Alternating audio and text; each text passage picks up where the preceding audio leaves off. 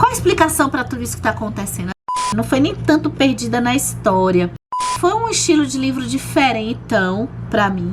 Livros sobre memória, eu acho que sempre deixa a gente com aquela coisa de sensação etérea. Então chegamos a mais uma lista aqui no canal. A gente gosta de listas. Livros que me deixaram perdida. Eu não sei vocês e já quero saber, porque vocês me inspiram tanto nos comentários. Olha, livros que deixam a gente perdida, muitas vezes, há um tempo atrás eu ficava correndo deles com medo. E tem formas diferentes de nos deixar perdidos. Às vezes a gente entra num livro de um estilo diferente que a gente não está habituado. Então é normal a gente se sentir um pouco estranha, ter alguns estranhamentos com a estrutura. E recentemente eu tenho gostado, fora assim, quando a gente vai no livro de suspense, policial, a gente já sabe que vai ter alguma coisa que vai nos deixar com muitas perguntas para ter respostas, normalmente ao final da história. Tem muitos livros que nos deixam assim, sem entender coisas básicas até de uma história pra gente entrar nela, como quem tá contando, o que tá acontecendo, isso é no passado, é no futuro, é no presente, será que essa pessoa tá sonhando, será que não tá? Tô perdida. E recentemente eu tenho gostado dessa sensação de estar perdida em algumas histórias. Eu vou trazer aqui 10 e vou começar pelo primeiro livro, que eu acho que me trouxe essa sensação por conta de estar indo na direção de um estilo que eu só fui adentrar mais na frente, né? Que foi quando eu li Úrsula, da Maria Firmina dos Reis. Eu li Úrsula numa época em que não tinha as edições de Úrsula que tem hoje, né? Foi lá por volta de 2016, 2017. E eu também não tinha lido, fora na escola, assim, aquele estilo clássico brasileiro do romantismo. Então o meu estranhamento foi com a narrativa. E ali foi a primeira vez que eu descobri que a gente pode se habituar a algum estilo. Eu me acostumei a esse estilo do romantismo clássico. E aí eu fiquei mais corajosa para adentrar em outras obras. O tipo de estranhamento que eu tive aqui é do tipo perdido. O que tá acontecendo de verdade nessa história? A história é posta, mas, puxa, agora? Será que quem tá falando a verdade? Quem tá contando a verdade? Será que é isso mesmo que a narradora tá contando? Eu tô falando de A Vendedora de Livros, da Cynthia Swenson. Um livro que foi, assim, de certa forma, uma surpresa, porque ele começa de um jeito, depois ele vai por um caminho, pelo menos pra mim, foi inesperado. Essa é uma forma muito gostosa de se sentir perdida. O próximo livro, acho que a maioria se sente perdida quando lê. É um livro até famoso por conta disso. Eu já sabia que eu ia me sentir assim, então eu me preparei, eu organizei a minha leitura. Inclusive tem vídeo aqui no canal, caso você queira conhecer essa história, que, nossa, se tem, talvez nessa lista, uma que eu diga assim, se você só for ler essa, eu acho que é essa aqui, eu acho que é. Tô olhando pra lista. Eu tô falando de O Som e a Fúria, de William Faulkner. Esse livro é uma coisa sublime. A experiência de ler esse livro é algo sublime e algo que tem uma certa dificuldade, mas que a dificuldade faz sentido com relação à própria história, à forma que o autor deseja que você se sinta sob o ponto de vista das pessoas que são protagonistas dessa história. Eu não quero nem revelar todos, porque faz parte, eu acho que do sabor, a gente descobrindo os narradores. A gente já começa sem saber quem são esses narradores. Mas o primeiro, eu já conto logo de cara, que é o Benji, que tem uma distorção cognitiva. E é justamente o jeito dele pensar que o autor escreve. Então a gente tá no pensamento, não tem como a gente não tem forma melhor de entrar nesse universo de alguém que não tem muita diferença entre passado, presente e futuro, como é esse narrador da primeira parte. Depois tem outros narradores aí bem complicados que vão aparecer, mas tudo a gente tem que ter uma atenção maior pela forma que é contado, porque o autor, ele não explica isso tudo direitinho pra gente, mas a história toda é construída pela gente. A gente ainda tem essa atuação ativa.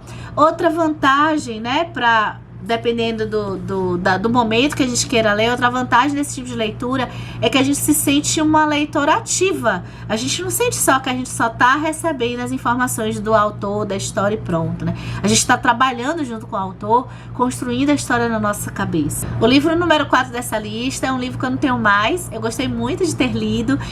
E eu me lembro da sensação de estar também lendo o meu primeiro livro com um narrador não confiável, que foi A Garota no Trem, da escritora Paula Hawkins, que tem outros livros também publicados, mas eu só li esse, A Garota no Trem.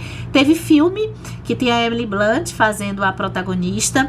Esse é o tipo de livro narrador não confiável que tá na minha memória, acho que eu jamais vou esquecer. O livro número 5 eu li em formato digital, deixa eu já que tem aqui, eu tô com o tablet, ai, vai ficar muito clarinho aqui. Acho que aqui eu consegui. Gente, que coisa. É o Recursão do Blake Crouch, que tá tendo... Que tem série agora da Matéria Escura, que eu li também dele, né? O meu preferido do autor é o Recursão. Ele é uma história que mexe muito com memória. Então essas histórias que mexem com memória geralmente me deixam perdida, porque a gente tem a pessoa que não consegue distinguir se alguma memória de fato realmente aconteceu, ou se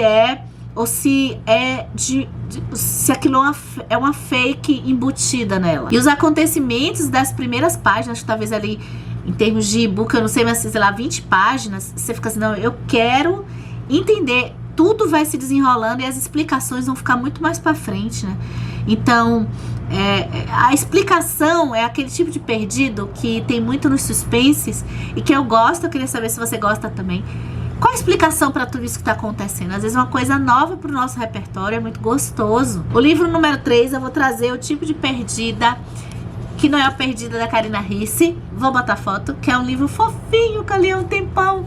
Me lembrei dele agora, Perdida. Não, é um perdida, vai ser diferente. Esse tipo de perdida, de sensação, é aquele tipo de que a gente não tá sabendo a ordem cronológica dos fatos. Tem também isso no Sonho e a Fúria.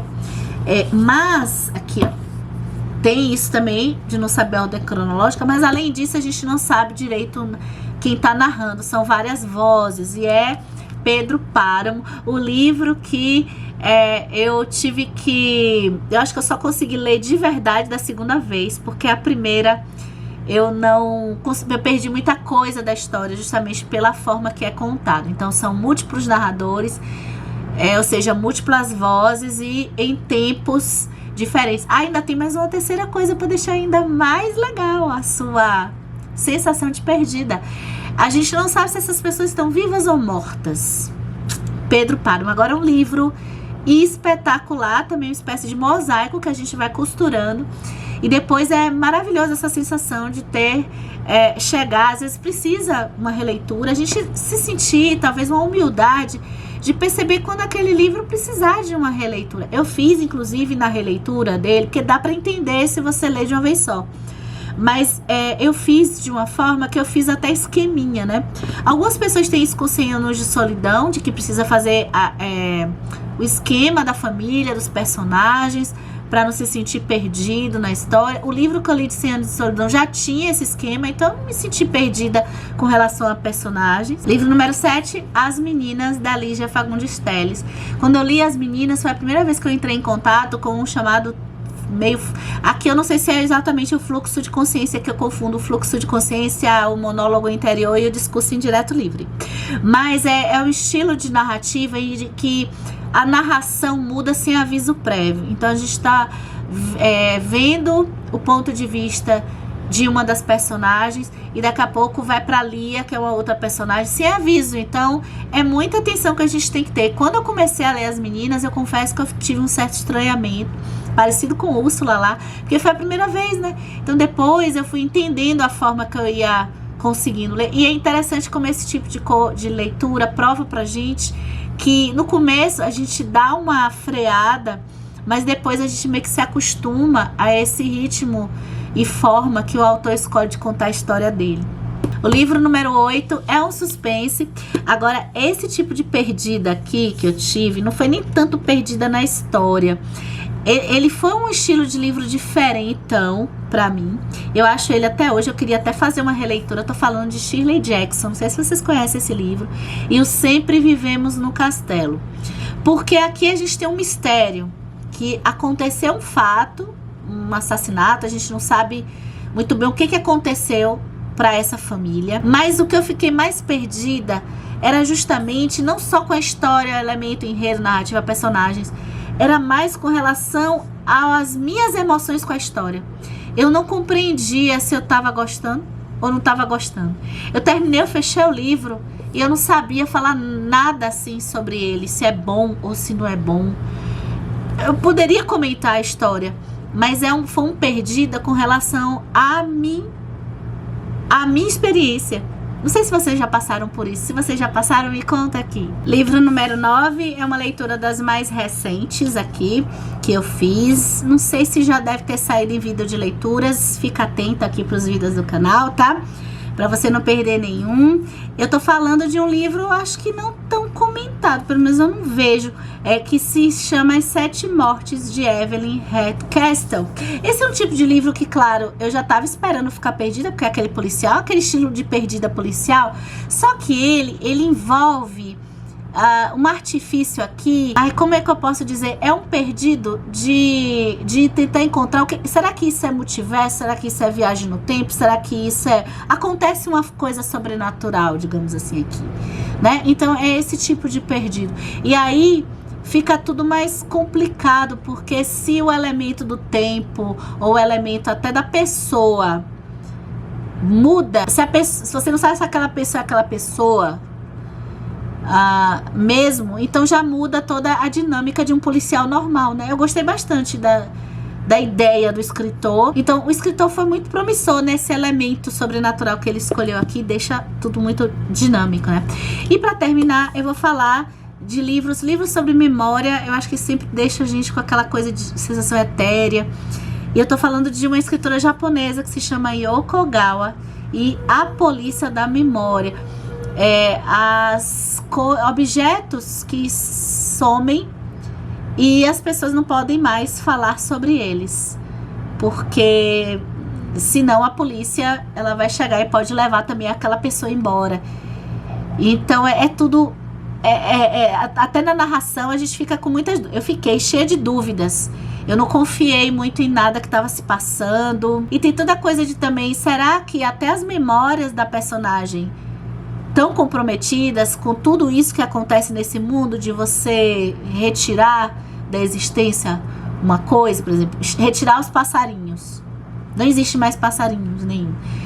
Então, será que a memória daquela pessoa não fica, até das coisas que aconteceram com ela, não fica comprometida? Então é tudo muito perdido, é muito gostoso. Eu acho que eu terminei.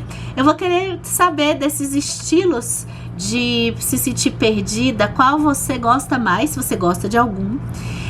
Se você não gosta, também me fala que você gosta mesmo de já saber tudo. Me deixa a recomendação, você que também leu livros que ficou perdida, deixa a recomendação aqui nos comentários que eu vou adorar, tá? Até o próximo vídeo.